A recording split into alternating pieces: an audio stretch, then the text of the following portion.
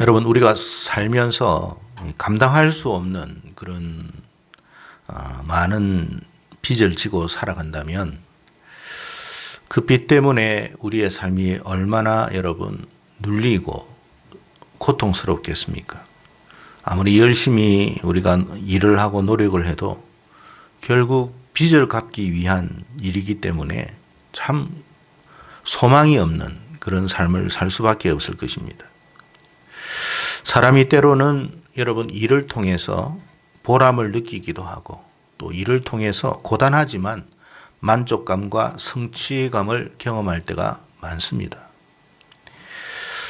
일이라고 우리가 다 고단한 것은 아니라고 생각합니다. 비록 힘이 들지만 그 일을 통해서 만족감을 얻는 것도 상당히 많다라는 것을 우리가 경험하게 됩니다.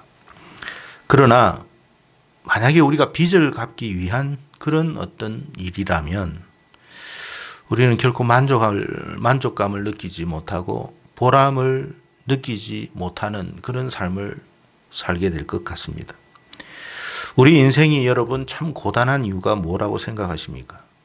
단지 고생을 하기 때문에 고단한 것이라 생각할까요? 고생하기 때문에 우리의 삶이 힘들다고 여러분 생각되십니까?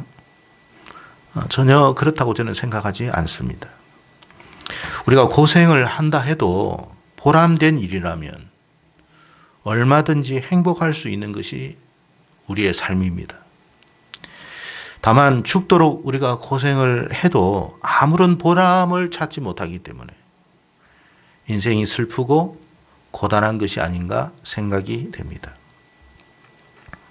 사람은요, 자신도 알지 못하는 가운데 죄라고 하는 빚을 지고 태어났습니다. 우리가 알지 못하는 가운데 모든 사람들은 죄와 사망이라고 하는 감당할 수 없는 빚을 지고 이 세상에 태어난 거예요. 그러니까 이 빚을 우리는 갚아야 돼요. 뭐로 갚아야 되느냐? 죽음으로 갚아야 돼요. 그런 인생이에요. 그런 인생. 그러니까 우리 인생이 슬픈 거예요.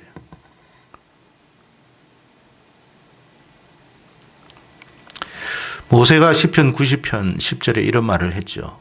늘 제가 드리는 말씀이지만 우리 인생의 연수가 70이요. 강건해도 80이라 그랬습니다.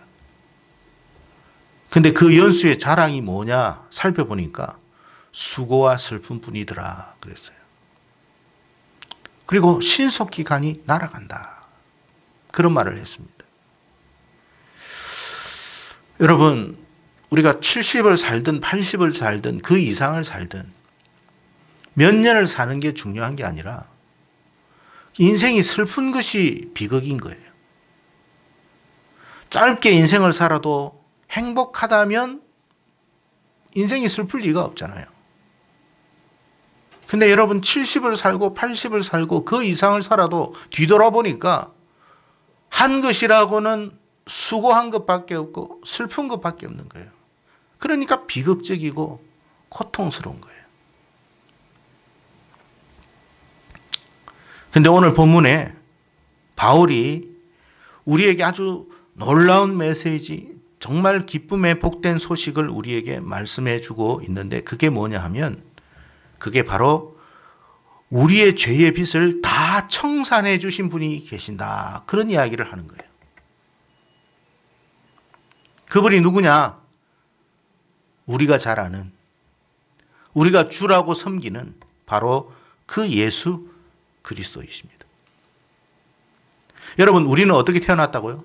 나도 알지 못하는 가운데 죄의 빚을 가지고 태어난 사람이에요.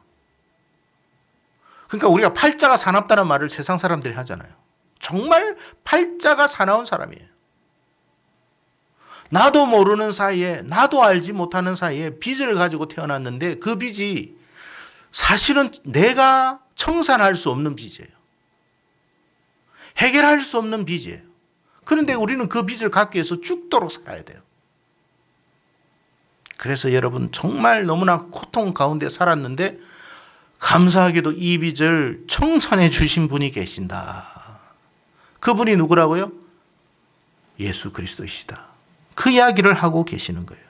그래서 누구든지 예수님을 어떻게 하면, 요한이 말했죠. 영접하기만 하면, 누구라도 그래요. 그가 가난한 사람이건 뭐 부한 사람이건 배운 사람이건 배우지 못한 사람이건, 집안이 좋든 좋지 않든, 얼굴이 잘생겼든 못생겼든 상관하지 않다. 누구라도 괜찮다. 누구라도 예수님을 영접하기만 하면 이 죄의 빚을 다 청산하고 청산될 것이다. 그래서 복음이라는 거예요. 복음. 따라서 인생이 여러분 살면서 정말로 가장 우선되어지는 중요한 일은 뭐냐? 우리가 그걸 알아야 돼. 우리 인생에서 가장 우선되는 중요한 일은 뭐냐? 예수님을 구주로 영접하는 거예요. 왜? 우리의 죄에 대한 빚을 청산해 버리니까. 그래서 예수 믿는 것이 최고라는 거예요.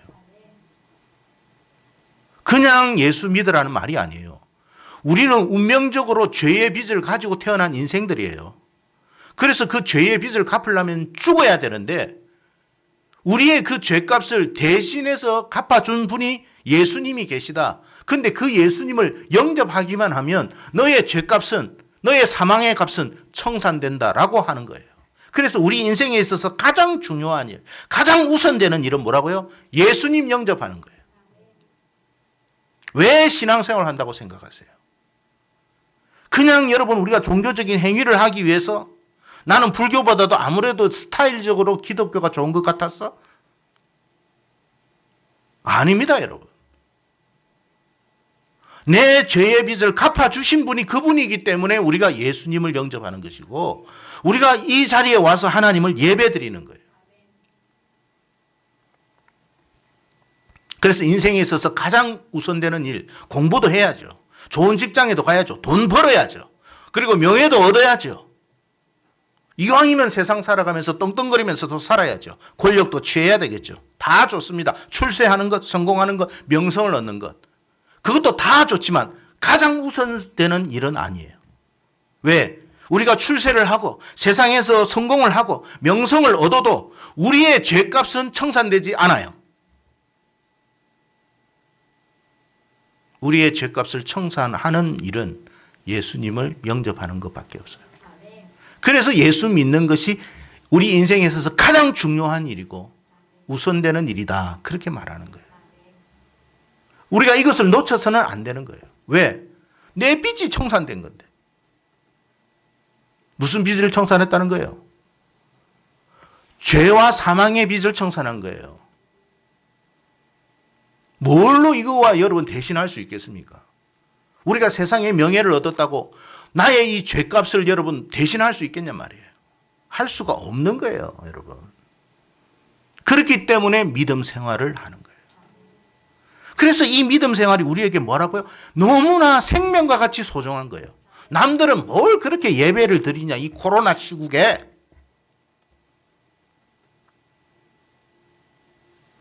세상적인 관점에서 보면 그 말이 틀리지 않아요. 그러나 여러분, 우리의 삶은 이 땅에서 고작 길어봤자 100년 안팎이에요.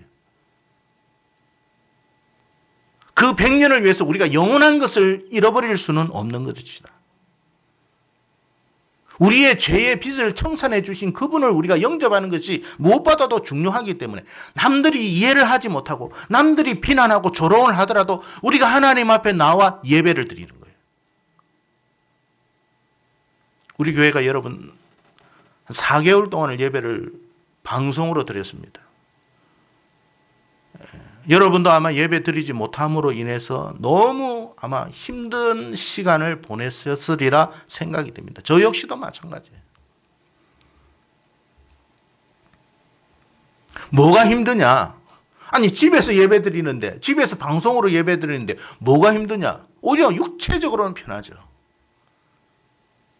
그러나 내 주의 몸된 교회에서 예배를 드리지 못하니까, 이 자리가 하나님의 언약의 자리니까, 약속의 자리니까, 이 자리에서 우리가 하나님을 예배하지 못하니까 너무 고통스러운 거예요. 남들은 모르죠. 뭘 그렇게 말이지. 코로나 시국에. 그러면서도 식당은 가더라니까요. 며칠 전에 우리 김상기 집사님이 저에게 식사를 한번 하자고 해서 중국집에 갔습니다. 아주 음식을 잘하는 중국집에 갔는데, 아유, 제가 집사님이 그런 이야기 하시더라고. 지금 이 시간에 가면 너무 사람이 많아서 좀 이따가 가는 게 좋습니다. 그래서 좀 이따 갔어요. 좀 이따 가도 사람이 많아. 얼마나 사람이 많은지.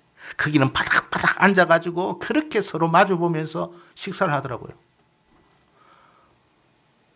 무슨 그쪽에는 바이러스가 작동을 안 하는가 보죠.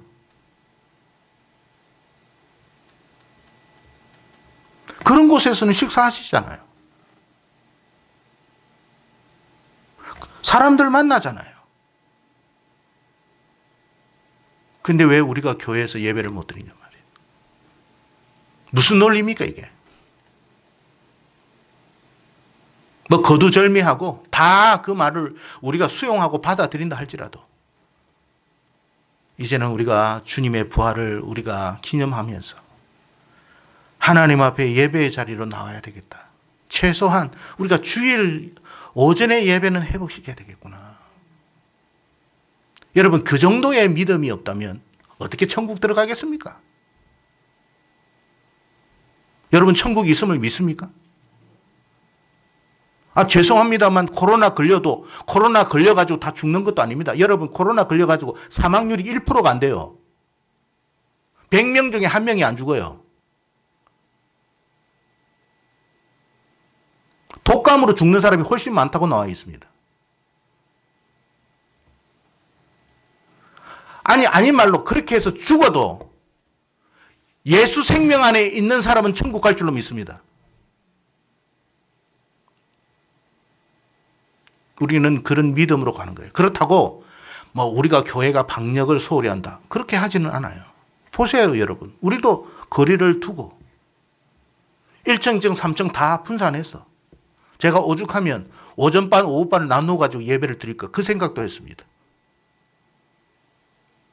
우리가 할 수 있는 것은 최선을 다할 것입니다. 그러나 그 최선 안에서 그럼에도 불구하고 우리는 하나님을 바라보고 소망하는 믿음은 가지고 있어야 돼요. 그게 저는 신앙이라고 저는 봅니다. 왜? 죄의 빚을 청산하는 것은 오직 예수밖에 없으니까요. 세상의 명예를 얻었고 세상에 출세를 하고 세상에서 성공하고 세상에서 어마어마한 돈을 얻었다 할지라도 죄의 빚값은 갚을 수가 없어요. 그것은 오직 예수의 피로서만 해결받을 수 있는 길인 줄로 믿습니다. 그래서 우리의 인생에 가장 우선되는 것은 예수 믿는 거예요. 직장 생활이 중요하지 않다?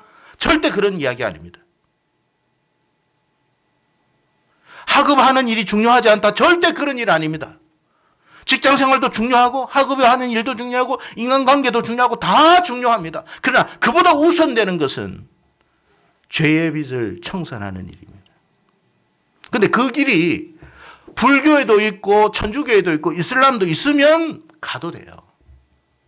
그곳에서 게임방에서 여러분 죄의 빚을 청산할 수 있으면 우리가 여러분 게임방에 갈 수도 있습니다. 노래방에도 갈 수 있고요. 어디든지 못 가겠습니까? 그러나 죄의 빚을 갚을 수 있는 유일한 곳은 예수 그리스도밖에 없어요. 안타까운 사실은 많은 사람들이 이 사실을 받아들이지 않는다는 것, 믿지 않는다는 것.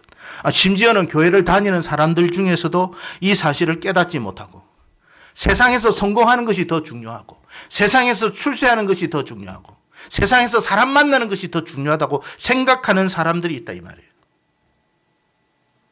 주님께서 마태복음 16장 26절에 이런 말씀을 하셨습니다. 사람이 만일 온 천하를 얻고도 자기 목숨 잃으면 무엇이 유익하겠느냐? 사람이 무엇을 가지고 자기의 목숨으로 대신할 수 있겠느냐? 그렇잖아요. 이 세상 다 줄게. 우주까지 줄게. 아이고 좋아요. 근데 네가 오늘 죽어. 그 우주가 무슨 의미가 있어요?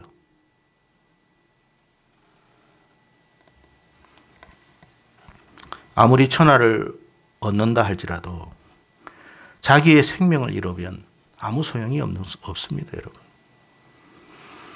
세상적 명예와 물질과 권세가 너무 좋다고 할지라도 사망이라고 하는 죄의 값을 청산해내지는 못하더라는 거예요. 우리가 부활절을 기념하는 이유가 무엇입니까?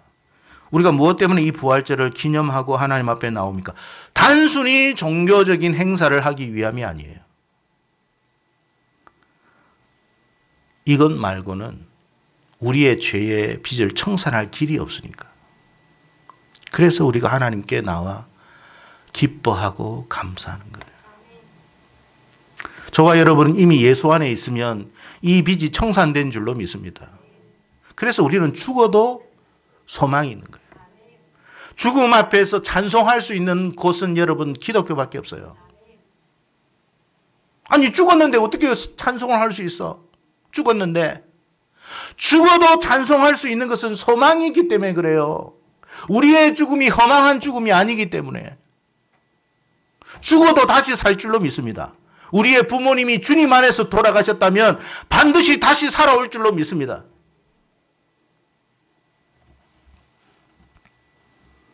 바울이 오늘 본문 22절에 이제는 너희가 죄로부터 해방되고 하나님께 종이 되어 거룩함에 이르는 열매를 맺었으니 그 마지막은 뭐라고요? 영생이니라. 이 말씀이 여러분의 심령 속에 꽂혀지기를 축복합니다. 그래서 우리는 영생을 얻은 가운데 일하는 거예요. 우리는 영생을 소유한 가운데 열심히 일하는 거예요. 열심히 공부하고 열심히 직장 생활하고. 왜? 소망이 있잖아요. 이렇게 여러분 소망이 있는 삶이 사람이 열심히 일하는 것과 소망 없이 무작정 열심히 일하는 사람이 인생이 같을 수는 없다 이 말이에요. 근데 여러분 참 안타까운 것은 이 영생의 가치를 모르는 사람이 있다 이 말이에요. 교회를 다니는데도 불구하고 영생의 가치를 몰라. 그래서 이 하나님이 주신 이 고귀한 선물인 예수 그리스도를 세상과 바꾸는 경우가 있다. 그걸 성경은 말하고 있어요. 누가복음 18장에 여러분 잘 알다시피 과부의 비유에 대한 이야기가 나와요. 과부가 억울함과 원통함을 가지고 막 재판관한테 찾아가요. 이 재판관은 악한 재판관이야. 그런데도 하도 찾아와가 귀찮아서 들어줬다고 그랬어요. 근데 주님이 뭐라고 말씀하시냐면 마지막 때에 이 같은 여인의 믿음이 있을지 모르겠다. 그런 사람 찾기가 어려울 것이다. 라고 말씀을 하신 거예요. 이 말씀하고 지금 부활절하고 우리가 영생 소망하고 무슨 관계가 있나 여러분 생각하실 수 있을 것입니다. 뭐냐 하면 여러분 제가 조금 전에 말씀드렸죠. 우리는 태어나면서 나도 모르는 사이에 죄의 빚을 가지고 태어난 인생이에요. 여러분 알고 태어났습니까? 태어나 보니까 죄가 있어요. 아니 태어나 보니까 죄가 있대. 태어나 보니 원죄가 있대. 아니 왜 내가 한 것도 아닌데 왜 내가 원죄를 지고 있어야 돼? 그 뭐와 같으냐면 노예 자식이 태어나 보니까 아버지가 노예인 거야. 아니 내가 원해서 내가 종의 노예가 종의 자식이 태어난 거 아니잖아요. 태어나 보니까 내 아버지가 종인 거야. 그러니 나도 자연 종이 된 거예요. 노예가 된 거예요. 그런 운명이에요. 똑같습니다, 여러분. 그러니까 얼마나 원통합니까? 내가 잘못한 것도 아닌데 왜 내가 이런 고통을 이런 억울함을 내가 가져야 되느냐. 이 원통함과 고통, 억울함을 우리가 다 갖고 태어났어요. 그런데 이걸 누가 풀어줄 수 있다고요? 예수님이 풀어주는 거예요.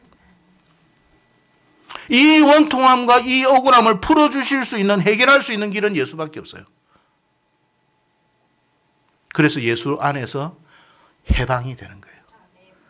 노예에서 자유인이 되는 거예요. 그게 구약 성경이 우리에게 이야기하시는 거예요.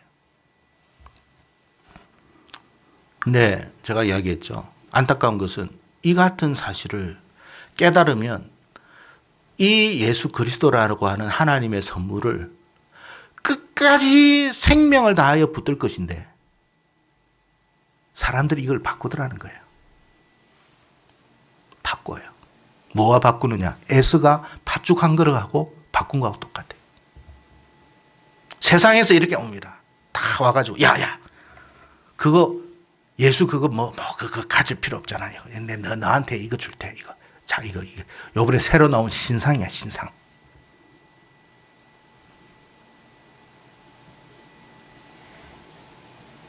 직장 줄 테니까 예수 믿지 마. 너 한 달에 1,000,000원씩 벌게 해줄 테니까 교회 가지 마. 야, 1,000,000원 벌기가 쉽냐? 오, 1,000만 원씩 준다고? 1,000만 원 버는데 넌 주일날은 일을 해야 돼. 주일날 일을 하는데 무슨 교회 갈 수는 없죠. 그래요? 생각을 해보니까 1,000만 원이 좋아. 여러분 같으면 어떻게 하시겠어요? 직장에서 여러분에게 이런 말을 해요. 야, 이번에 성진 내가 너한테 보장해 줄 테니까 너 내 말대로 살아. 그런데 한 가지 조건이 있는데 교회는 가지 마.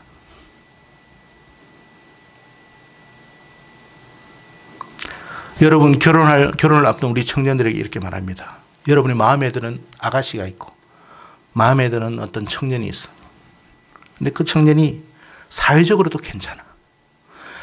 얼굴도 이쁘고 얼굴도 잘생기고 이거는 정말 아마 대한민국의 1% 정도 되는 그런 스타일이야.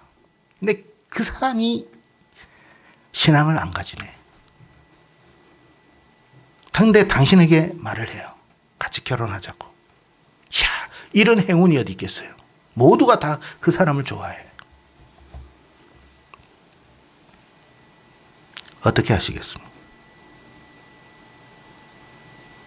여러분은 머리를 돌리겠죠.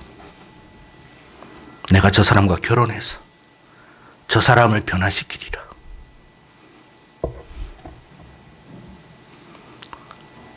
분명히 말합니다. 그 사람은 변할 마음이 없어요. 결국 누가 변하게 되죠? 당신이 끌려가게 돼요. 그게 에서가 팥죽 한 그릇에 파는 거하고 똑같은 거예요. 아, 오늘 주일인데 교회 가야 돼. 근데 옆에 친구가 말해. 야, 다음 주에 가고 오늘은 나하고 요즘 벚꽃은 지금 아니면 볼 수가 없어. 벚꽃 구경하러 가자. 교회는 생각해보니까 다음 주에도 올 수 있을 것 같고 벚꽃은 지금 비가 와가지고 다 떨어질 것 같고. 여러분, 벚꽃 한번 못 봤다고 우리 인생이 망가지지는 않습니다. 이건 선택의 문제예요. 선택. 하나님은 우리를 그걸 보시는 거예요. 네가 팥죽 한 그릇에 나와 그걸 파는지 안 파는지 내가 보는 거야. 그 사람이 여러분 결단을 합니다. 야곱처럼. 야곱이 여러분 왜 이렇게 했는 줄 아세요? 왜 축복받느냐? 참 교활한, 이름 자체가 교활하잖아요. 그런데도 한 가지는 있었어요. 뭐냐? 나는 이 축복을 놓치지 아니하리라. 그래서 여러분 우리가 부활절 고난주간의 예배 때도 마찬가지예요. 새벽 예배 때도 이거는 이 축복은 나는 놓치지 아니하리라. 하나님이 주신 나의 축복의 기회야. 그 생각을 가지고 여러분 만약에 그 사람이 그런 마음을 갖고 이 시간을 하나님 앞에 드렸다. 그 사람은 복 받아요.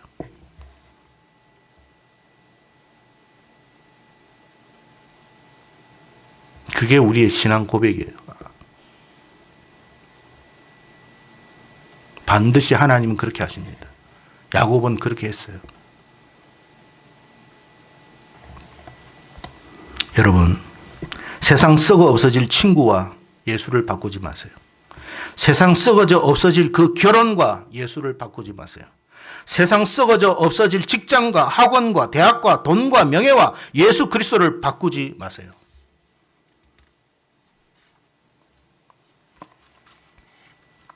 만약에 우리가 예수를 바꾸지 않으면 하나님은 다른 길을 우리에게 주실 것입니다. 그게 부활신앙이에요. 마태복음 25장에 열처녀 비유가 나오는데 기름을 준비하지 못한 5 처녀가 있습니다. 여러분, 뭘 우리가 준비하지 못하느냐? 믿음을 준비하지 못하면 주님 만날 수가 없어요.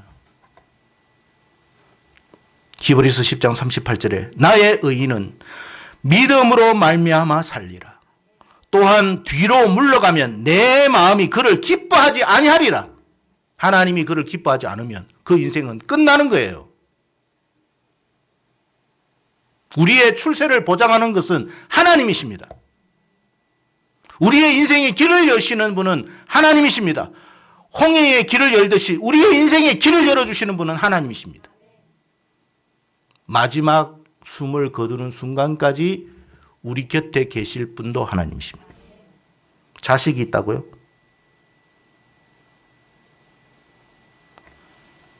아닙니다.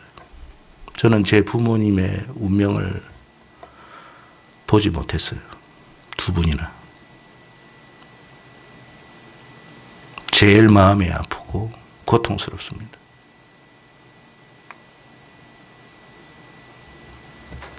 그게 자식이에요. 마음이 있어도 그럴 수 없는 게 사람이에요. 그러나 여러분, 주님은 함께 계십니다. 세상 모두가 당신을 버려도 주님은 당신 버리지 않아요. 부모가 당신을 버려도 주님은 당신을 버리지 않아요.